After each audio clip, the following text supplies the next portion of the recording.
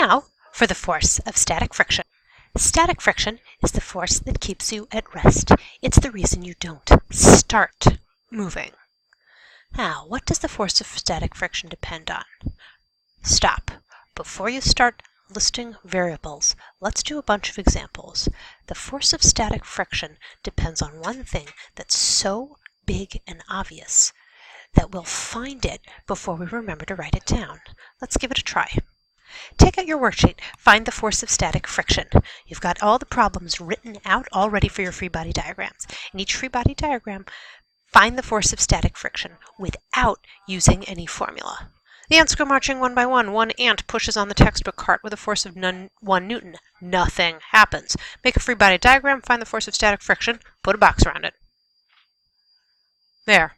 That wasn't so hard, was it? Go through the next sets of problems, pausing the video when you need to and checking your answer when you're ready. 2 ants push with 2 newtons. Nothing happens. Make a free body diagram, find the force of static friction. Make this free body diagram different than the free body diagram before. Pause, play when you're ready. Same forces? Yes. Same sizes? No. In this case, the force of pushing is twice as big, and the force of friction is also going to be twice as big, 2 newtons rather than 1. You should be able to see the difference in your free body diagram. Now try it again. We've got a cat that is pushing with 5 newtons. Still nothing happens. Make a new free body diagram for a cat. Find the force of static friction. I think you're starting to see a pattern here. Now I come along, I push on the textbook cart with a force of 9 newtons, still nothing happens. Make a free body diagram, find the force of static friction. Is it 9 newtons now compared to the 5 that it was for the cat? Why?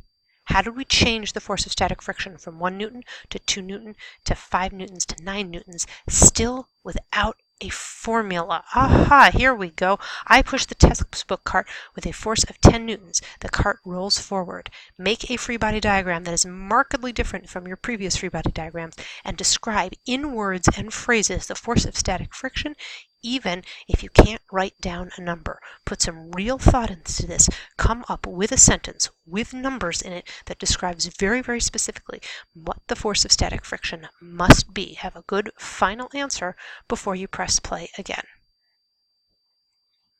Ready? Are you sure? Covered all your bases? Clearly, the force of friction must be more than 9 newtons because when I pushed on the textbook cart with 9 newtons, it didn't move. However, when I pushed with 10 newtons, we were no longer in the land of static friction because the cart moved. It moved forward.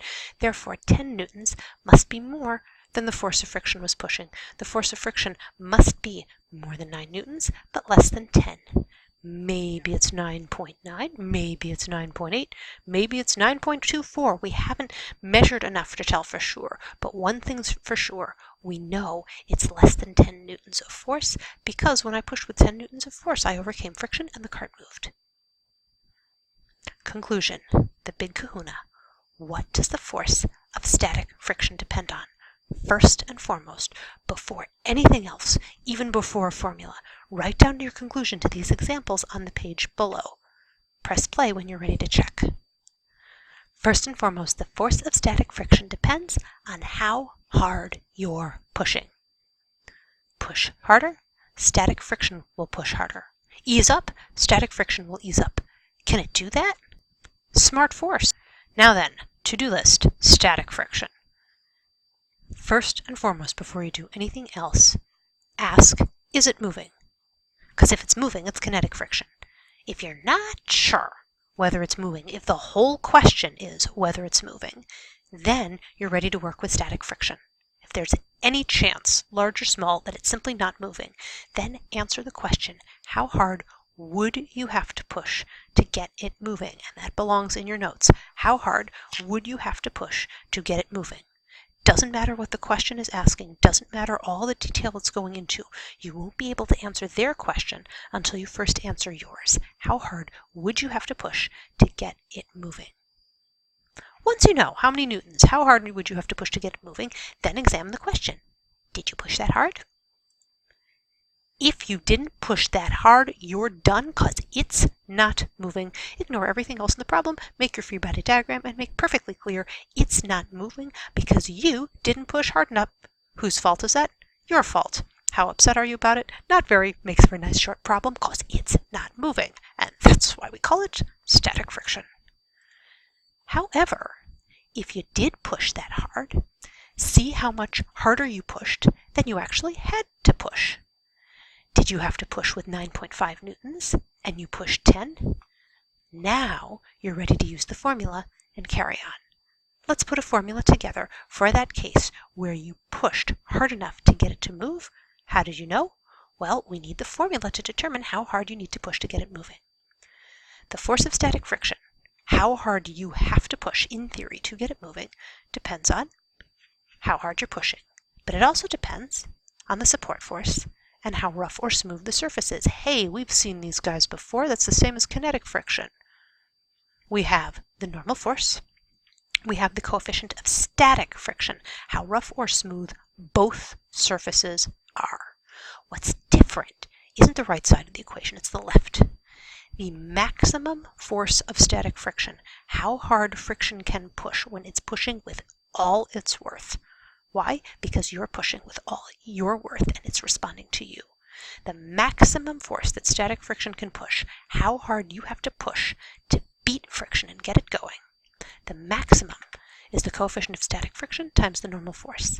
If you push with less than everything you've got, friction will push with less than everything it's got. The force of static friction depends first and foremost on how hard you're pushing. You push less, it'll be less.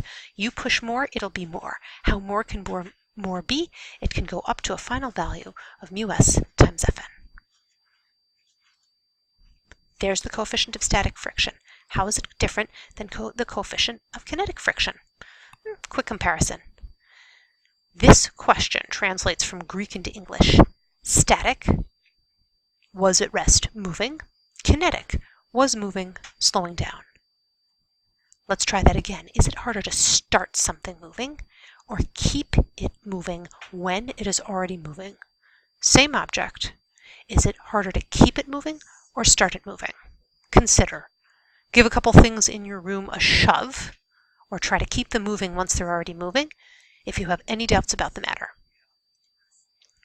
If you noticed that it is harder to start something moving than to keep it moving, now you'll see why the coefficient of static friction or the coefficient of kinetic friction makes a difference. It is slightly harder to start something moving than to keep it moving, just slightly. So if you look at your engineer's ed sheet for coefficients of static and kinetic friction, static coefficient of friction and sliding friction, you will see that the numbers for the static coefficients for the same materials, look, I've even highlighted them, are slightly higher. They're generally in the same range, but if there's a difference, the static friction coefficients are slightly higher.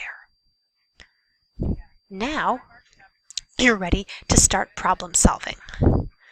Turn to the practice problems on the second page of your handout. You've got a to-do list for kinetic friction and static friction.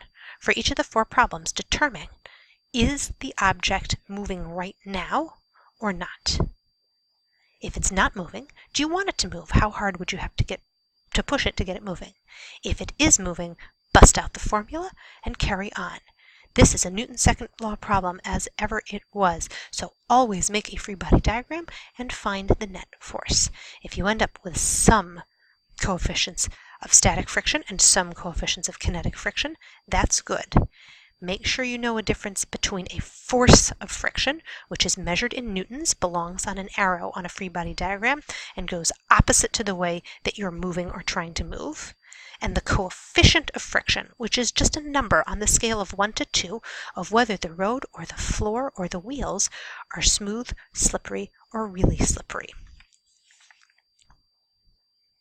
Watch your signs in your free body diagrams. Make sure that anything's pointing backwards has the requisite negative no matter what else the problem is doing.